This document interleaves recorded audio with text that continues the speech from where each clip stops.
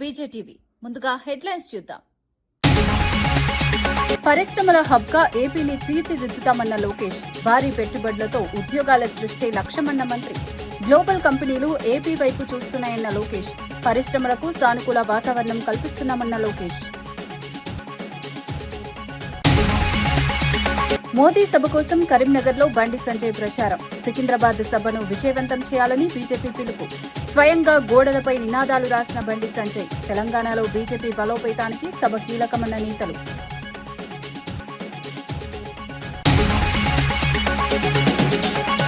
సీతక్క చేతుల మీదుగా విద్యుత్ ఉపకేంద్ర ప్రారంభం. ప్రజా దర్బార్లో గ్రామ సమస్యలు విన్న మంత్రి సీతక్క. 1.46 కోట్లతో నిర్మించిన విద్యుత్ కేంద్రం ప్రారంభం. గ్రామీణ అభివృద్ధికి ప్రభుత్వం కట్టుబడి ఉందన్న సీతక్క.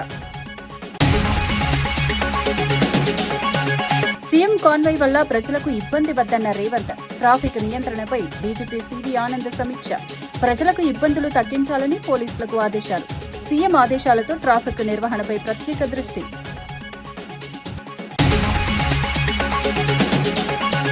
ఎర్రచందనం స్మగ్లింగ్ పై వైసీపీ నేతలపై అనురాధ ఆరోపణలు.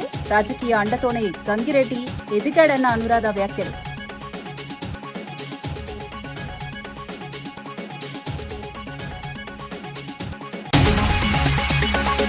రాష్ట్రంలో పరిశ్రమలకు అనుకూల ఎకోసిస్టమ్ రూపకల్పన సీఎం చంద్రబాబు విజన్ అని మంత్రి నారా లోకేష్ తెలిపారు. గ్లోబల్ దిగ్గజం క్యారియర్ పరిశ్రమ ఏపీకి రావడం శుభపరిణామమని తెలిపారు. 2027 నాటికి దేశానికి అవసరమైన 60% ఉత్పత్తిని పూర్తి చేయాలని లక్ష్యంగా పెట్టుకున్నామని చెప్పారు. పరిశ్రమల ద్వారా పెద్ద ఎత్తున ఉద్యోగాలు సృష్టించాలన్నదే ప్రభుత్వ ఉద్దేశమని తెలిపారు. పెట్టుబడులను ఆకర్షించేందుకు ప్రత్యేక విధానాలు అమలు చేస్తున్నామని తెలిపారు. రాష్ట్రాన్ని పరిశ్రమల హబ్గా తీర్చిదిద్దాలని లక్ష్యంగా పెట్టుకున్నామని అన్నారు. యువతకు ఉపాధి అవకాశాలు పెరిగేలా చర్యలు తీసుకుంటున్నామని తెలిపారు. ప్రపంచ స్థాయి కంపెనీలు ఏపీ వైపు చూస్తున్నాయని పేర్కొన్నారు. పరిశ్రమల విస్తరణతో ఆర్థికాభివృద్ది వేగవంతమవుతుందని చెప్పారు. పెట్టుబడులకు అనుకూల వాతావరణం కల్పిస్తున్నామని తెలిపారు. రాష్ట్ర అభివృద్దికి ఇది కీలక అడుగు అని అన్నారు. And by 2027, we expect to manufacture 60% of India's air conditioning requirement here in Sri City.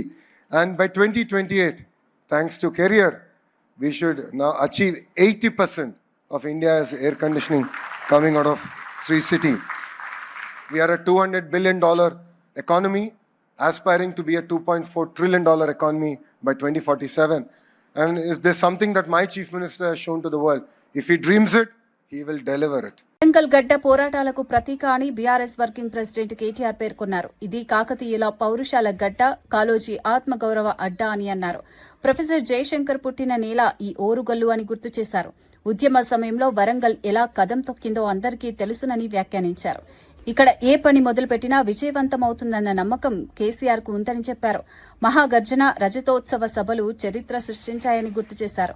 ద్రోహులకు గుండె జల్లుమణిలా పోరాటం చేసే నేల ఇది అని వ్యాఖ్యానించారు. తెలంగాణ ఉద్యమంలో వరంగల్ పాత్ర కీలకమని తెలిపారు. కార్యకర్తల్లో ఉత్సాహాన్ని నింపేలా కేటీఆర్ ప్రసంగం సాగింది. నయవంచనకు మోసానికి 4 ఏళ్లు నిండింది. ఇది కాకతీయ పౌరుషాల గడ్డ, ఇది కాళోజీ ఆత్మ గౌరవ గడ్డ, జయశంకర్ సారు పుట్టిన గడ్డ ఈ ఓరుగల్లు. పోరాటాల విల్లు ఎక్కుపెడితే ఓరుగల్లు ద్రోహులకు గుండె జల్లుమంటది.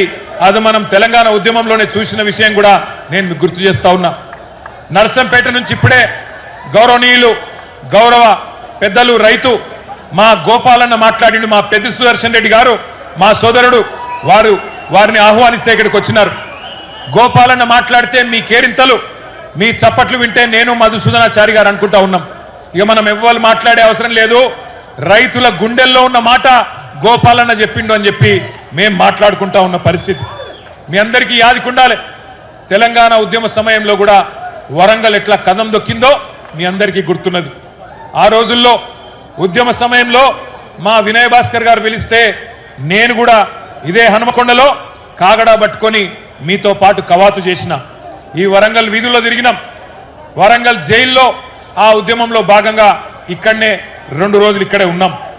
ఏ పని ఇక్కడ మొదలుపెట్టినా విజయవంతమవుతుందనేది కేసీఆర్ గారి యొక్క నమ్మకం, కేసీఆర్ గారి యొక్క విశ్వాసం. అందుకే మహాగర్జన పెట్టిన రజతోత్సవ సభ మొన్న ఎల్కతుర్తిలో వరంగల్ నంటుకొని పెట్టినా వరంగల్ ఎంచుకోవడానికి కారణమే మరి మీ మీద ఉన్న విశ్వాసం. హైదరాబాద్ చింతల అంబేద్కర్ నగర్లో దారుణ హత్య ఘటన కలకలం రేపింది. శివారెడ్డి అనే వ్యక్తిని అతని సహజీవన భాగస్వామి అరుణ, ఆమె కుమారుడు సాయి రత్నం కలిసి హత్య చేసినట్లు పోలీసులు వెల్లడించారు. మద్యానికి బానిసై వేధింపులకు గురి చేస్తుండటంతో హత్యకు కుట్ర పన్నినట్లు తెలిపారు. ఎలా చంపాలి అని గూగుల్లో వెతికి పద్దతులు తెలుసుకున్నారని పోలీసులు పేర్కొన్నారు. చికెన్ షాప్ నుంచి కత్తి తెచ్చి నిద్రలో ఉండగా గొంతు కోసి చంపినట్లు వెల్లడించారు. అనంతరం మృతదేహాన్ని కవర్లో చుట్టి ఆటోలో తరలిస్తుండగా పోలీసులకు చిక్కారు. డీసీపీ కోటిరెడ్డి నిందితులను అరెస్ట్ చేసి రిమాండ్కు తరలించినట్లు తెలిపారు. ఈ ఘటన స్థానికంగా భయాందోళనలు కలిగించింది. గూగుల్ను ఉపయోగించి నేరానికి పాల్పడటం చర్చనీయాంశమైంది. కుటుంబ విభేదాలు ఈ దారుణానికి కారణమయ్యాయని పోలీసులు చెబుతున్నారు. కేసు నమోదు చేసి దర్యాప్తు కొనసాగుతోంది. నిందితులపై కఠిన చర్యలు తీసుకుంటామని పోలీసులు స్పష్టం చేశారు. వీళ్ళిద్దరు ఈ మర్డర్ కేసులో ఇన్వాల్వ్ అయినారు. దీంట్లో ఏంటంటే మృతుడు ఎవరైతే ఉన్నాడో శివారెడ్డి ఇక్కడే పనిచేసుకుంటూ గత 10 సంవత్సరాల నుంచి కూడా వీళ్ళు ఒకరికొకరు పరిచయం ఉండటము, దాంతో అతను కూడా వీళ్ళింట్లోనే ఉండటం సాధ్యమైనంత వరకు అతనికి పెళ్లి కాకపోవడం వల్ల వీళ్ళతోటే ఉండి ఒక రిలేషన్ పెట్టుకొని ఉంటున్నారు ఇక్కడ. అయితే అతను ఉండేవాడు మంచిగా ఉండకుండా తాగిన మత్తులో కొంచెం వాళ్ళని బాగా అబ్యూజ్ చేయటము, కొట్టడము, ఫిజికల్గా మెంటల్గా హెరాస్ చేసినటువంటి నేపథ్యంలో ఇద్దరు కలిసి ఇతను ఎలా ఎలిమినేట్ చేయాలనే ఉద్దేశాన్ని ఒక పథకం ప్రకారం చేయడం జరిగింది. దానికి సంబంధించి ఆయన ఏ విధంగా ఇతన్ని చంపొచ్చు అనేది అతను యూట్యూబ్లలో చూసుకోవడము, గూగుల్లో సెర్చ్ చేయడము, అదేవిధంగా కత్తిని కూడా అప్పటికప్పుడు కొనుక్కొచ్చుకోవడము, ఇవన్నీ చేసి వీళ్ళ ఆ బ్లడ్ సైన్స్ బట్టలు అయితేనే వాటిని కూడా కనపడకుండా ఆల్రెడీ పడేసిరా పక్కన కనపడకుండా చేయడానికి ప్రయత్నం చేయడం, ఇవన్నీ చేస్తే ఇమీడియట్గా మన వాళ్ళు వాటన్నిటిని కూడా ఆ నైఫ్ కానీ ఇక్కడ పెట్టిరా ఒక కత్తి, ఆ కత్తిని తర్వాత దానికి వాళ్ళ బట్టలు బ్లడ్ స్టెయిన్ బట్టలు అన్ని కూడా రికవర్ చేయడం జరిగింది. డీజీపీ సివి ఆనంద్ పోలీసు కమిషనర్లతో వీడియో కాన్ఫరెన్స్ నిర్వహించారు. సీఎం రేవంత్ రెడ్డి ఆదేశాల మేరకు ట్రాఫిక్ నియంత్రణపై పోలీసులకు దిశానిర్దేశం చేశారు. సీఎం ఢిల్లీ పర్యటన నేపథ్యంలో శంషాబాద్ ఎయిర్పోర్టు సమీపంలో వాహనాలను నిలిపివేశారు. అయితే తన కాన్వాయ్ కోసం సామాన్య ప్రజలకు ఇబ్బంది కలిగించవద్దని సీఎం పోలీసు శాఖకు స్పష్టం చేశారు. ఈ మేరకు ట్రాఫిక్ నిర్వహణపై సమీక్ష చేపట్టారు. సమావేశంలో హైదరాబాద్, సైబరాబాద్, మల్కాజ్గిరి పోలీస్ కమిషనర్లు పాల్గొన్నారు. ప్రజలకు ఇబ్బందులు తక్కువగా ఉండేలా చర్యలు తీసుకోవాలని డీజీపీ ఆదేశించారు.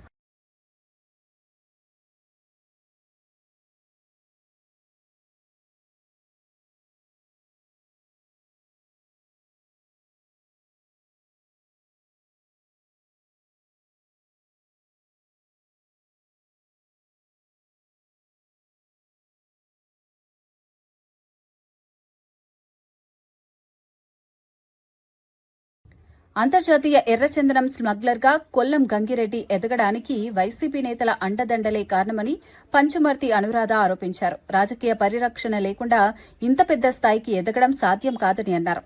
ఎర్రచందనం స్మగ్లింగ్ వల్ల రాష్ట ప్రతిష్ట దెబ్బతిందని విమర్శించారు. ఈ వ్యవహారంపై పూర్తిస్థాయి విచారణ జరపాలని డిమాండ్ చేశారు. బాధ్యులపై కఠిన చర్యలు తీసుకోవాలని అన్నారు. వైసీపీ పాలనలో అక్రమాలు పెరిగిపోయాయని ఆరోపించారు. రాజకీయ నాయకుల ప్రమేయం బయటపడాలని పేర్కొన్నారు. రాష్ట సంపదను దోచుకుంటున్న వారిని వదిలిపెట్టొద్దని డిమాండ్ చేశారు. ఈ వ్యాఖ్యలు రాజకీయంగా సంచలనంగా మారాయి. ఎర్రచందనం స్మగ్లింగ్ మళ్లీ చర్చకు వచ్చింది. ప్రజలకు నిజాలు తెలియాల్సిన అవసరం ఉందని అన్నారు. ప్రభుత్వం వెంటనే స్పందించాలని కోరారు. కట్టబెట్టారో మొత్తం తేట తెల్లమయ్యింది. ప్రపంచ స్థాయిలో ఉన్న పరిచయాలతో, ప్రపంచ స్థాయిలో ఉన్న కంపెనీలతో పరిచయాలు పెంచుకొని ఆ కంపెనీలన్నిటినీ ఈరోజు ఆంధ్రప్రదేశ్కి ఏ రకంగా తీసుకొస్తున్నారో నారా చంద్రబాబు నాయుడు గారు మీరందరూ చూశారు.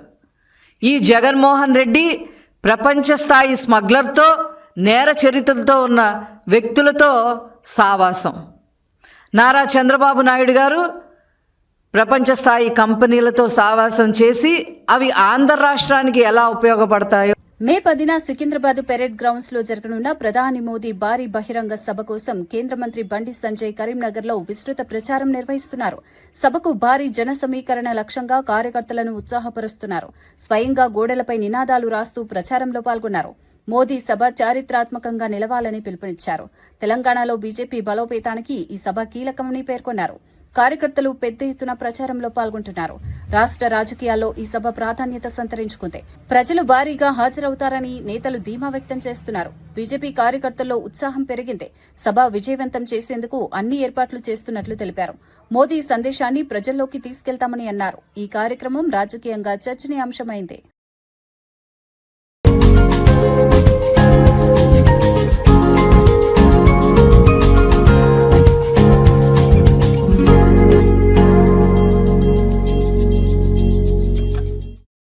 మోడీ గారు మూడోసారి ప్రధానమంత్రి అయిన తర్వాత, ఆపరేషన్ సింధూర్ తర్వాత, 5 రాష్ట్ర ఎన్నికల ఫలితాలు 3 రాష్ట్రాల్లో మనం గెలిచిన తర్వాత వారి మొట్టమొదటి బహిరంగ సభ ఇవాళ భాగ్యనగర్, తెలంగాణ. కాబట్టి ఈ సందర్భంగా వారికి ఘనమైన స్వాగతం పలికాలి. సార్, నెక్స్ట్ తెలంగాణలో కూడా మేము సిద్ధంగా ఉన్నాం. మీ అండదండతో, మీ ఆశీర్వాదంతో మీ రాజ్యం, రామరాజ్యాన్ని తెలంగాణ రాష్ట్రంలో తీసుకురావడానికి మేము సిద్ధంగా ఉన్నటువంటి ఒక సంకేతం ఇవ్వడానికి ఇవాళ అందరం కష్టపడి పనిచేసి ఈ బహిరంగ సభను విజయవంతం చేసే ప్రయత్నం చేయాలి. నిన్న ఫలితాల తర్వాత తెలంగాణ రాష్ట్రంలో ప్రతి కార్యకర్త రెడీ ఉన్నాడు. ఎప్పుడు 10వ తారీఖు వస్తుందా, ఎప్పుడు నేను పరేడ్ గ్రౌండ్స్ పోయి భారత్ మాతకి జై, జై శ్రీరామ్ నినాదాలతో గర్జించాలి, గాండ్రించాలి, మోడీ గారికి స్వాగతం పలకాలి, మోడీ గారికి అభినందన తెలిపాలని చెప్పి ప్రతి కార్యకర్త కూడా ఇలా జోష్తో ఎదురుస్తూ ఉన్నారు. అందరు స్వచ్ఛందంగా తల్లిలోనే సిద్ధంగా ఉన్నారు. కరీంనగర్ జిల్లా నుంచి కూడా మనందరం ఎక్కువ సంఖ్యలో స్వచ్ఛందంగా అందరం కూడా ఈ బహిరంగ సభను విజయవంతం చేసే ప్రయత్నం చేయాలి. తెలంగాణలో కాంగ్రెస్ ప్రభుత్వ రోజులు దగ్గర పడుతున్నాయని బీజేపీ నేత రఘునందన్ రావు అన్నారు. త్వరలో రాష్ట్రంలో బీజేపీ జెండా ఎగురుతుందని ధీమా వ్యక్తం చేశారు. మహబూబ్ నగర్ లో జరిగిన కీలక కార్యకర్తల సమావేశంలో ఆయన ఈ వ్యాఖ్యలు చేశారు. కాంగ్రెస్ ప్రభుత్వం ప్రజల విశ్వాసాన్ని కోల్పోయిందని విమర్శించారు. రాష్ట్రంలో మార్పు కోసం ప్రజలు ఎదురు చూస్తున్నారని అన్నారు. బీజేపీ కార్యకర్తలు కష్టపడి పనిచేయాలని పిలుపునిచ్చారు. కేంద్ర ప్రభుత్వ అభివృద్ది కార్యక్రమాలను ప్రజల్లోకి తీసుకెళ్లాలని సూచించారు. తెలంగాణలో బీజేపీ బలోపేతమవుతుందని పేర్కొన్నారు. రాబోయే ఎన్నికల్లో ప్రజలు బీజేపీకి మద్దతిస్తారని ధీమా వ్యక్తం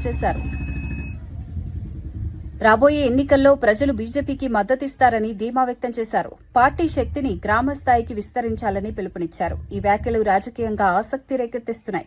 తెలంగాణ రాజకీయాల్లో బీజేపీ వేగంగా ఎదుగుతోందని నేతలు చెబుతున్నారు.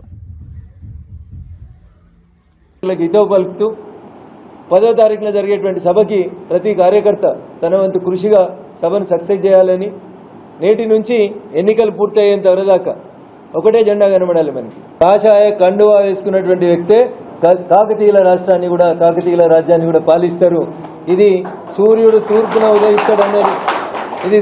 తూర్పున ఉదయిస్తాడనేది ఎంత నిజమో రేపు కాకతీయ సామ్రాజ్యాన్ని భారతీయ జనతా పార్టీ నరేంద్ర మోడీ గారి నాయకత్వంలో గెలుస్తుందనడంలో ఎవరికి ఎట్లాంటి సందేహం లేదు. 99 రోజుల ప్రజాపాలన ప్రగతి ప్రణాళికలో భాగంగా ఏటూరు నాగారం మండలం చిన్నబోయినపల్లి గ్రామంలో ప్రజా దర్బారు కార్యక్రమం నిర్వహించారు. ఈ సందర్భంగా మంత్రి దనసరి అనసూయ సీతక్క కొత్తగా నిర్మించిన 11 kV విద్యుత్ ఉపకేంద్రాన్ని ప్రారంభించారు. 1.46 కోట్ల వ్యయంతో నిర్మించిన ఈ కేంద్రం గ్రామ ప్రజలకు మెరుగైన విద్యుత్ సరఫరా అందించనుంది. కార్యక్రమంలో జిల్లా కలెక్టర్, ఐటీడీఏ అధికారులు పాల్గొన్నారు. గ్రామీణాభివృద్ది, మహిళా, శిశు సంక్షేమ కార్యక్రమాలపై కూడా చర్చించారు. ప్రజల సమస్యలను నేరుగా తెలుసుకునేందుకు ప్రజా దర్బారు నిర్వహిస్తున్నట్లు మంత్రి తెలిపారు. అభివృద్ది కార్యక్రమాలు గ్రామ స్థాయికి చేరేలా ప్రభుత్వం కృషి చేస్తోందన్నారు. విద్యుత్ సమస్యలు తగ్గుతాయని అధికారులు తెలిపారు. ప్రజలు ఈ కార్యక్రమాన్ని స్వాగతించారు. గ్రామీణాభివృద్దికి ప్రభుత్వం కట్టుబడి ఉందని మంత్రి పేర్కొన్నారు. ఈ కార్యక్రమం స్థానికంగా పంచులిద్దరు కూడా తీసుకురావడం జరిగింది మా దృష్టికి. వాటిని కూడా సాంక్షన్ చేసి అందిస్తాం. అట్లనే గ్రామాలలో వివో బిల్డింగ్స్ కూడా ఇచ్చినాం. ఇక్కడ వచ్చిందా వివో బిల్డింగ్? మొదలు పెట్టిరా? మరి ఎందుకు పెట్టలేదు? పెట్టియండి. పిఓగా వచ్చినటువంటి లెనిన్ గారికి, additional collector Mahender ji, revenue గారికి, ఆర్డీఓ వెంకటేశ్వర్లు గారికి, గ్రంథాలయ చైర్మన్ గారికి, అదేవిధంగా కళ్యాణి మార్కెట్ కమిటీ చైర్పర్సన్ గారికి, మాజీ జెడ్పీటీసీ వెంకటరమణ, వాజేడు వెంకటాపురం జెడ్పీటీసీ గారికి, అదేవిధంగా మన ఆర్టీఏ మెంబరు ఆర్టీసీ శ్రీనివాస్ గారికి, స్థానిక సర్పంచ్ నాగార్జున, రాజు ఇద్దరు రావడం జరిగింది. 3 గ్రామ పంచాయతీలు ఇక్కడ పెట్టుకున్నాం. కొంచెము నెక్స్ట్ గ్రామాలలో ఏ గ్రామ పంచాయతీకి ఆ గ్రామంలో ఒక టార్చర్ అనేది ఉంటుంది కాబట్టి వాళ్ళు రావడానికి ఇప్పుడు మనం అక్కడ కొండాయి కాడ పెట్టినాం. కొత్తూరోళ్ళు, దొడ్లోళ్ళు రావాలంటే కొద్దిగా నడుచుకుంటూ రావడం పోవడం ఇబ్బంది అవుతుంది కాబట్టి అట్లా 2-3 గ్రామాలు ఒక కాడ పెట్టినప్పుడు వాళ్ళకు మనకి ఎట్లా గ్రామ పంచాయతీలో ఒక ట్రాక్టర్ ఉంటుంది పక్కనే, కాబట్టి డిపిఓ గారికి చెప్పి అందరూ 1-2 ట్రిప్పులు కొడితే సరిపోతుంది.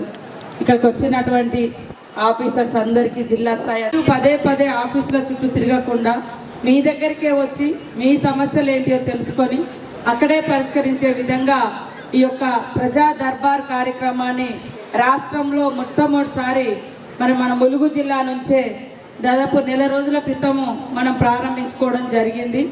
ఈ మధ్యలో కొద్దిగా గ్యాప్ వచ్చినా మనకి ఇటు మల్లూరులో జాతర ఉండడం, కలెక్టరు పిఓ గారు కొంచెం చేంజ్ కావడంతో కొద్దిగా టైం తీసుకున్నాం. అయినా కూడా మన మారుమూల ప్రాంతాలు, అటవీ గ్రామాలు, ప్రజలు వచ్చినప్పుడు ఆఫీసులో అధికారులు ఉండకపోవచ్చు, అధికారులు ఉన్నప్పుడు ప్రజలు రాకపోవచ్చు. కాబట్టి మనమే అక్కడికి వెళ్ళి వాళ్ళ ఏం సమస్యలు ఉన్నాయో అక్కడ ఉండేటువంటి సర్పంచుల ద్వారా వినడం, అక్కడ ఉండేటువంటి ప్రజల ద్వారా వినాలని ఈ యొక్క ప్రజా దర్బార్ పెట్టడం జరిగింది.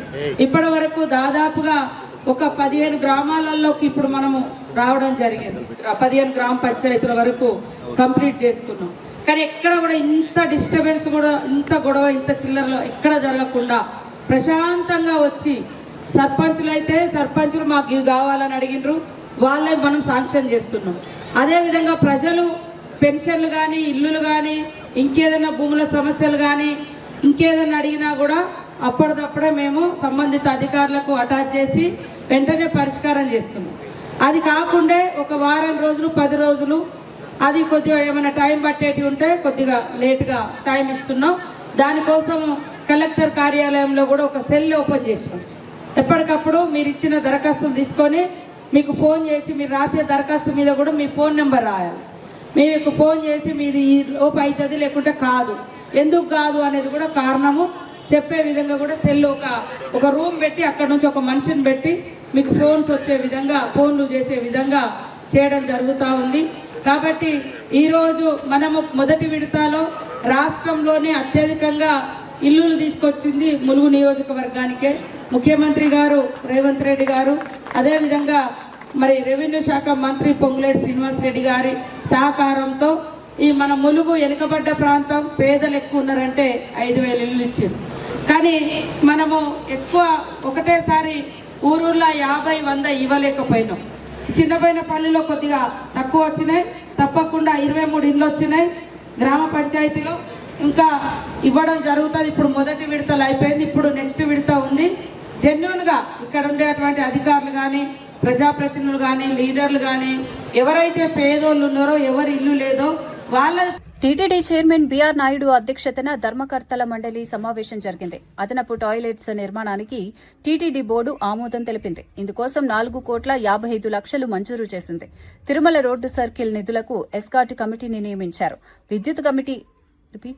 విద్యా కమిటీ నివేదిక మేరకు మౌలిక వసతుల అభివృద్దికి 118 కోట్లు కేటాయించారు. అదనంగా 43.4 కోట్లు మంజూరు చేశారు. నీటి అవసరాల దృష్ట్యా 2 కిలోమీటర్ల పైప్ లైన్ల ఏర్పాటుకు నిర్ణయం తీసుకున్నారు. భక్తులకు మెరుగైన సౌకర్యాలు కల్పించడమే లక్ష్యమని తెలిపారు. తిరుమలలో అభివృద్ది పనులు వేగవంతం చేయాలని నిర్ణయించారు. భక్తుల రద్దీ దృష్ట్యా సదుపాయాలు పెంచుతామని పేర్కొన్నారు.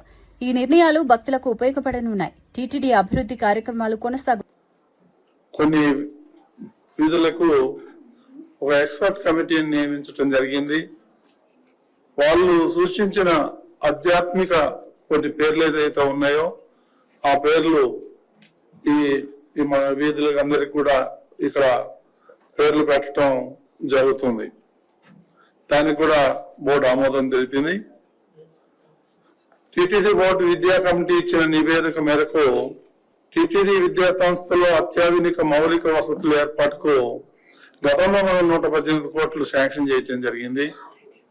ఈ ఎక్స్పర్ట్ కమిటీ 118 కోట్లు సరిపోవటం లేదు, దానికి ఇంకా 43.4 కోట్లు కావాలని అన్నారు. అది కూడా శాంక్షన్ చేయటం జరిగింది. తిరుమలలో రోజు రోజు పెరుగుతున్న నీటి అవసరాల దృష్ట్యా గోబర్గం డ్యామ్ నుండి ఫిల్టర్ ప్లాంట్ వరకు 6 కోట్ల ఖర్చుతో 2 కిలోమీటర్ల మేర అదనపు పైప్ లైన్ వేయాలనేటువంటి నిర్ణయం ఈ బోర్డులో ఆమోదం తెలపడం జరిగింది. అదేవిధంగా టిటిడి అవసరాల నిమిత్తం 44.2 కోట్లతో ఏపీకి చెందిన ఆప్కో, తమిళనాడుకి చెందిన కోఆప్టెక్స్ వారి నుండి పట్టు వస్త్రాలు, దుప్పటాలు తదితర కొనుగోలు చేయాలని చెప్పేసి, ఆ రెండు కూడా గవర్నమెంట్ సంస్థలు కాబట్టి అది ఆమోదం తెలపడం జరిగింది. పెట్రోల్, డీజిల్, గ్యాస్ ధరల పెరుగుదలపై భూపాల్పల్లిలో సిపిఐ శ్రేణులు నిరసన చేపట్టాయి. రాష్ట్ర వ్యాప్త ఆందోళనలో భాగంగా రోడ్డుపైకి వచ్చి భారీ ప్రదర్శన నిర్వహించాయి. సిపిఐ పట్టణ కార్యదర్శి సోత్కు ప్రవీణ్ ఆధ్వర్యంలో జరిగిన ఈ కార్యక్రమంలో కేంద్ర ప్రభుత్వ విధానాలను తీవ్రంగా విమర్శించాయి. పెట్రోల్, డీజిల్, కమర్షియల్ గ్యాస్ ధరలు సామాన్యులపై భారమయ్యాయని ఆవేదన వ్యక్తం చేశారు. వెంటనే ధరలు తగ్గించాలని కేంద్ర ప్రభుత్వాన్ని డిమాండ్ చేశారు. ధరలు తగ్గించకపోతే ఆందోళనలు మరింత ఉధృతం చేస్తామని హెచ్చరించారు. పెరుగుతున్న ధరలతో ప్రజలు ఇబ్బందులు పడుతున్నారని అన్నారు. కేంద్ర ప్రభుత్వం ప్రజా వ్యతిరేక విధానాలు అమలు చేస్తోందని విమర్శించారు. ఈ నిరసనలో పెద్ద ఎత్తున కార్యకర్తలు పాల్గొన్నారు. ధరల నియంత్రణ కోసం ప్రభుత్వం చర్యలు తీసుకోవాలని డిమాండ్ చేశారు. 150 రూపాయల భారం మోపింది. ఈరోజు దాని ద్వారా చాలా మంది ప్రజలు ఇబ్బంది పడుతున్నటువంటి పరిస్థితి ఉంది. ముఖ్యంగా ఈ యొక్క కమర్షియల్ సిలిండర్ ధర 950 రూపాయలు పెంచితే వ్యాపారస్తులకు ఏమాత్రం కూడా నష్టం లేదు. ఎందుకంటే ఈరోజు గ్యాస్ సిలిండర్ ధర పెరిగిందని చెప్పేసి 40 రూపాయల టిఫిన్ కాస్త 80 రూపాయలు చేస్తున్నారు. 110 రూపాయలకు వచ్చేటువంటి భోజనం 200 రూపాయలు చేస్తున్నారు. దీని ద్వారా పేద మధ్యతరగతి ప్రజలకే ఇబ్బందులు ఎదుర్కొన్నాయి తప్ప మరి ఎవరు కొరిగినటువంటి పరిస్థితి లేదు. మరి ఎందుకు ఇట్లా చేస్తుంది బీజేపీ ప్రభుత్వం? ఈరోజు ఎల్పీజీ సేవలు అందుబాటులో ఉన్నాయి, మేము గ్యాస్ ధరలు పెంచాం, పెట్రోల్ డీజిల్ ధరలు పెంచామని చెప్పేసి మరి తీరా ఎన్నికలు అయిపోయిన తర్వాత ఇది అడ్డగోలుగా పెంచితే పేద ప్రజలు ఏ విధంగా బతుకుతారని ఈ సందర్భంగా తెలియజేస్తున్నాం. మరి ఈరోజు మరి ఆర్థికంగా అంతంత మాత్రాన ఉన్నటువంటి పేద ప్రజలు కానీ మధ్యతరగతుల పరిస్థితి ఏ విధంగా ఉంటుంది? ఈరోజు చేసుకోవడానికి పనులు లేక, నిరుద్యోగం లేక, ఉద్యోగ అవకాశాలు లేక అనేక అవస్థలు పడుతున్నారు. పండించినటువంటి పంట కూడా గిట్టుబాటు ధర కల్పించకుండా కేంద్ర ప్రభుత్వం పేద ప్రజలను నడ్డివిరిచేటువంటి పరిస్థితి ఉంది తప్ప ఇప్పటికైనా ప్రభుత్వం పెంచినటువంటి కమర్షియల్ సిలిండర్ ధర కానీ, పెట్రోల్ ధరలు కానీ, డీజిల్ ధరలు కానీ తగ్గించి పేద ప్రజలకు భారం కాకుండా చూసుకోవాల్సిన బాధ్యత కేంద్ర ప్రభుత్వం ఉందని ఈ సందర్భంగా కేంద్ర ప్రభుత్వానికి సిపిఐ పార్టీ తరఫున హెచ్చరిస్తూ మరి పెంచిన ధరలు తగ్గించాలి, ఈరోజు ఉద్యోగ అవకాశాలు ఇవ్వాలి, పండించినటువంటి పంటకు గిట్టుబాటు ధర కల్పించాలి, మీరు ఏదైతే ఎన్నికల ముందు ఇచ్చినటువంటి హామీలన్నీ కూడా నిలుపుకోవాలని ఈ సందర్భంగా సిపిఐ పార్టీగా మేము డిమాండ్ చేస్తున్నాం. ఒకవేళ ఈ ధరలు తగ్గించకపోతే కమ్యూనిస్టు పార్టీ ఆధ్వర్యంలో దేశవ్యాప్తంగా కూడా ఆందోళన చేయడానికి కూడా సిద్ధంగా ఉన్నామని ఈ సందర్భంగా కేంద్ర ప్రభుత్వాన్ని హెచ్చరిస్తున్నాం. సొత్కు ప్రవీణ్ కుమార్, సిపిఐ పట్టణ కార్యదర్శి, భూపాలపల్లి. రైతు బంధు నిధులపై కేటీఆర్ చేసిన వ్యాఖ్యలకు ఎమ్మెల్యే నాయిని రాజేందర్ రెడ్డి కౌంటర్ ఇచ్చారు. రైతులను మోసం చేసిన చరిత్ర బీఆర్ఎస్ దేనని విమర్శించారు. నకిలీ విత్తనాలు అమ్మింది కూడా బీఆర్ఎస్ నాయకులేనని ఆరోపించారు. బీఆర్ఎస్ నేతలను దండుపాల్యం, చెడ్డీ గ్యాంగ్ తో పోల్చడం రాజకీయంగా చర్చనీయాంశమైందే. రైతుల సమస్యలపై చర్చించేందుకు హనుమకొండకు రావాలని కేటీఆర్ కు సవాల్ విసిరారు. రైతుల పేరుతో రాజకీయాలు చేయడం మానుకోవాలని అన్నారు. కాంగ్రెస్ ప్రభుత్వం రైతు సంక్షేమానికి కట్టుబడి ఉందని పేర్కొన్నారు.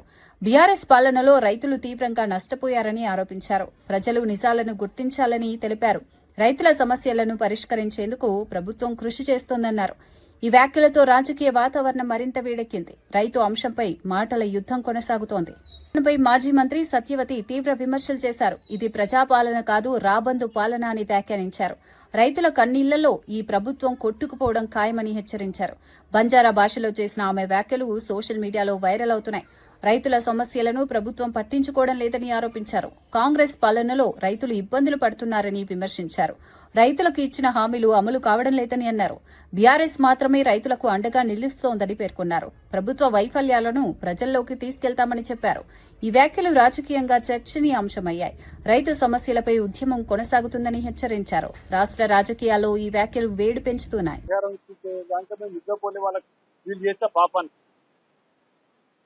నరసింహమూర్తి టిఆర్ఎస్ నాయకుడు వెంకటాపురం వేల మంది రైతులకు నకిలీ విత్తనాలు అమ్మిన ముఠా ఇది. హన్మకొండ చౌరస్తాకి రా, ఇక్కడనే ఉన్నావు కదా, ఇది ఇంతకంటే ఎక్కువ ఇంపార్టెంట్ ఏం లేదు కదా, ఒక గంట కూర్చున్నావు రా, మీరు అందరు అన్నారు కూర్చున్నాం ఆ ముఠా, నేను చెప్పిన చెడ్డి గ్యాంగ్ అని, నేను చెప్పిన దండపడ ముఠా అని, అది మాకే చెప్తాను. ఆ చౌరస్తాకి రా, లేదంటే వాడిని ఇంటి ముందే పెట్టుకో, నీకు భయం, నువ్వు చౌరస్తాకి రావు. ఎందుకంటే వరంగల్ చేసిన అన్యాయం అంతా ఇంత కాదు, నువ్వు చేసింది. నీకు నిజంగానే ఒక ఛాలెంజ్ చేస్తాను నీకు. నీ అయ్య చెప్పినట్టు దళితులు ముఖ్యమంత్రి చేస్తా అన్నావు కదా, అది మళ్ళీ చెప్పు, నువ్వు నీకు చేతనైతే. పొద్దుగా లేస్తే పోకర్ మాటలు తప్ప నీకు వేరే పని ఉన్నదా? అసలు ఏమన్నా ప్రజలు ఏమైనా అనుకుంటారు, ఏమైనా ఇది ఉన్నది అని చెప్పి ఆలోచన ఎంతమంది ఉన్నదా?